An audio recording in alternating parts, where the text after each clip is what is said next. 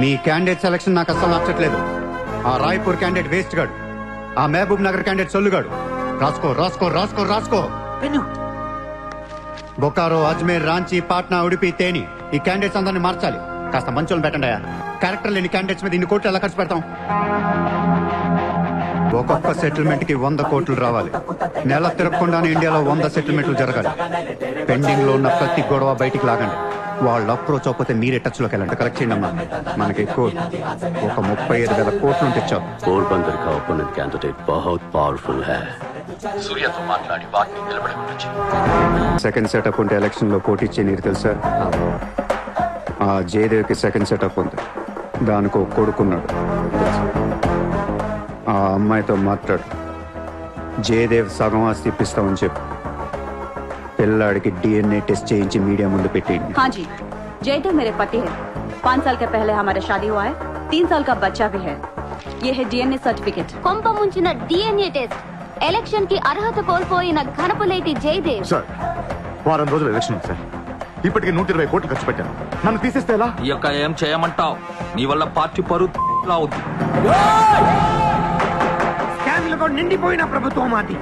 Second setup లో కళ్ళకల్లాడుతున్న ప్రభుత్వం మాది. अरे ये लोग अपने देश को क्या और कितना चलाएंगे? ఒక జయదేవ్కే కాదు, ఆ పార్టీలో ప్రతి లీడర్ కి ఇల్లీగల్ పిల్లలు, ఇల్లీగల్ పిల్లలు ఉన్నారు. ఇదేంటది? దేశ్ కో బడా కర్ రహే, ఫ్యామిలీ కో బడా కర్ రహే. 75 న్యూస్ ఛానల్స్ ఉన్నాయి. న్యూస్ రిపోర్టర్ దగ్గర నుంచి న్యూస్ రీడర్ దాకా ఒక్కొక్కరికి కార్ గిఫ్ట్ గా ఇచ్చేయండి. ప్రతి న్యూస్ పేపర్ లో, ప్రతి ఛానల్లో మన గురించి న్యూస్ పాజిటివ్ గా రావాలి. గత అనుభవాలతో విసిగి వేసారిపోయిన ప్రజలు ఈ పార్టీకే మొగ్గు చూపుతున్నారు. అలాగే ఎగ్జిట్ పోల్ సర్వే కూడా మనకు అనుకూలంగా ఉండాలి. सर्वे के हिसाब से ये पार्टी को 80% मतदान हुए हैं. నాకు ఎలాంటి ప్రోగ్రామ్స్ కావాలంటే మన పార్టీ ఫీవర్ తెలిసేలా ఉండాలి. అన్నదే గెలుస్తాడు. అదే రాజ్యం. రామరాజ్యం వచ్చేస్తుంది. 5 రోజుల ముందు డబ్బిస్తే తాగి మర్చిపోతారా? ముందు రోజు రాత్రే ఇవ్వాలి. దానికి ఒక్క రోజు ముందు లక్ష్మీదేవి గాల్లోకి లెగిసి తెచ్చావు. అందరూ అంటూ ఉంటారు డబ్బు శాశ్వతం కాదు, మనుషులే శాశ్వతం అని. ఇక్కడ మనుషులు చచ్చిపోతున్నారు తప్ప కరెన్సీ చావటల. పనిచేయండి. ఈ మనుషులు పోయే లోపు డబ్బుని పంచేయండి. నజీర్, ఎలక్షన్ జాగ్రత్తగా చూసుకుని నేను మళ్ళీ వస్తాను.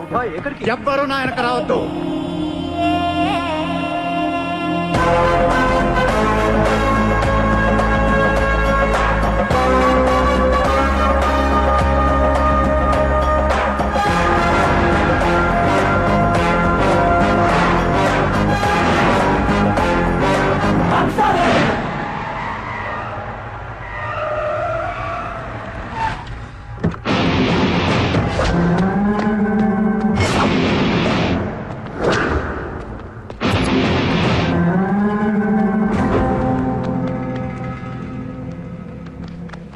ఎరా, ఏం తెచ్చుకోలేదేంటి?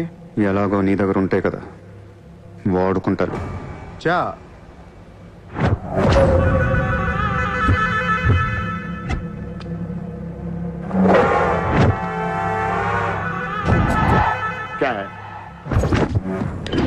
లగా దియా నా వాట్ సార్. పొడి చావు షూట్ చేశావు, ఇంకా కసి తీరలేదా నీకు?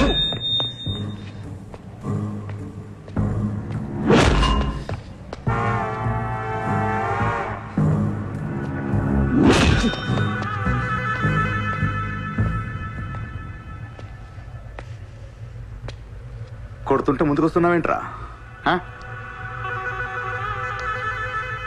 ఆ రోజు నేను ఎందుకు చంపలేదో నాకు ఇప్పటికీ అర్థం కావట్లేదు. కానీ ఆ రోజు నాకు మంచి జరిగింది. ఆ సింపతితో ఎమ్మెల్యేగా గెలిచాను, ఇంత ఎత్తుకు ఎదిగాను. పిఎం అవుదామనుకుంటే వైకుంఠపాళిలో పాములా మింగేశాను. దేశమంతా ఎలక్షన్ జరుగుతోందిరా. ప్రధానమంత్రి కావాల్సిన వాడిని రాజకీయ జీవితం లేకుండా చేసావు కదా. ఇంత పగపట్టావేంట్రా? నీ మీద పగతోనే బతుకుతున్నాను అనుకున్నావా? నీలాంటి వాళ్ళు నా జీవితంలో చాలా మంది ఉన్నారు. ఒక్కొక్క స్టేజ్లో ఒక్కొక్కడు. నువ్వు మళ్ళీ నా జీవితంలో గడ్డొచ్చావంతే. నేను తలుచుకుంటే నేను చంపటం పెద్ద పని ఏం కాదు. ఏం చేస్తావురా? ఏం చేస్తావు? కొట్టింది చాలు. చిత్ర ఎక్కడా? చిత్ర లేదమ్మా, చంపేశాం.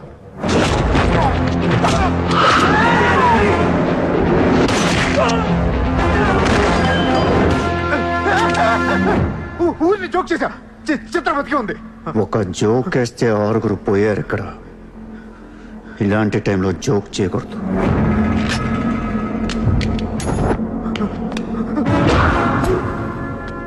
చిత్రని తీసుకొస్తే నేను వస్తానని మాత్రమే నీకు తెలుసు. వస్తే నేనేం చేస్తానో నీకు తెలీదు. అవునరా, తెలీదు. తెలియకే పిలిచాను. చూపించరా, చూపించరా, చూపించు. రే, నీ రేంజ్ ఏంటో తెలుసుకోవాలరా నేను. నీ మొత్తం క్యాలిబర్ చూడాలంటా. నాకు చూపించు, చూపించు, చూపించు. నువ్వు అంతగా ముచ్చట పడితే నేనెందుకు ఆగుతాను? ఈ రోజు నీ హిస్టరీ చిరిగిపోద్ది. మళ్ళీ మాట్లాడటానికి నువ్వు ఉండవు. నీ గురించి మాట్లాడటానికి ఇంకెవడో ఉండడు.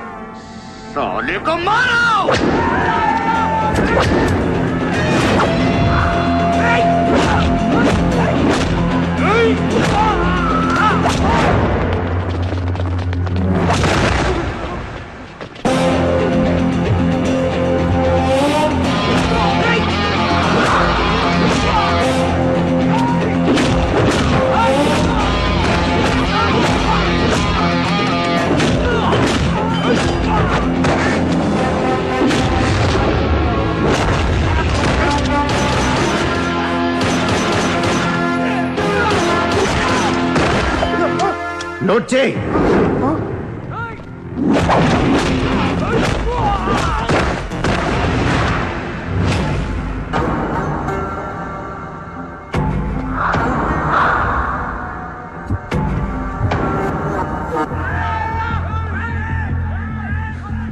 ఆ బ్యాలెన్స్ ఫినిష్ అయ్యే లోపల చిత్రం చూపించు.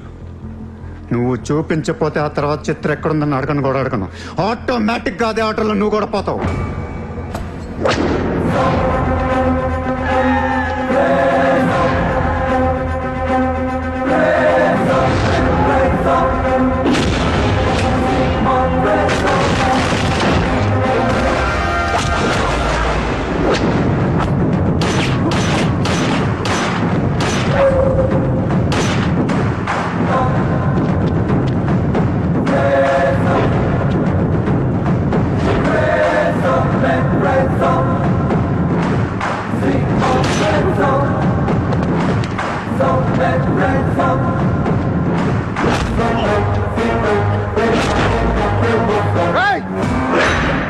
చంపేస్తా, చంపేస్తా, దీని చంపేస్తా. వదిలే.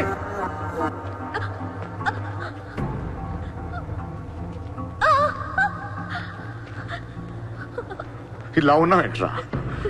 ఫస్ట్ టైం నా జీవితంలో బ్రతికితే చాలనిపించింది. అమ్మా, నిన్ను తను వదిలే. కావాలంటే నన్ను ఏమైనా చేసుకో. నేనేం చేయగలరా? నిన్ను చంపడం తప్ప ఇంకేం చేయగలను? నువ్వు చేస్తుంటే చూడాలనుందిరా నాకు.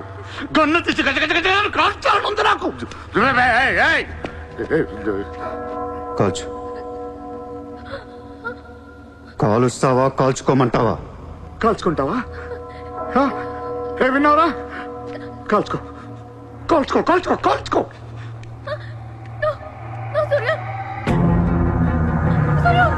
Please, no, Surya! No, no, no, Surya! No, please!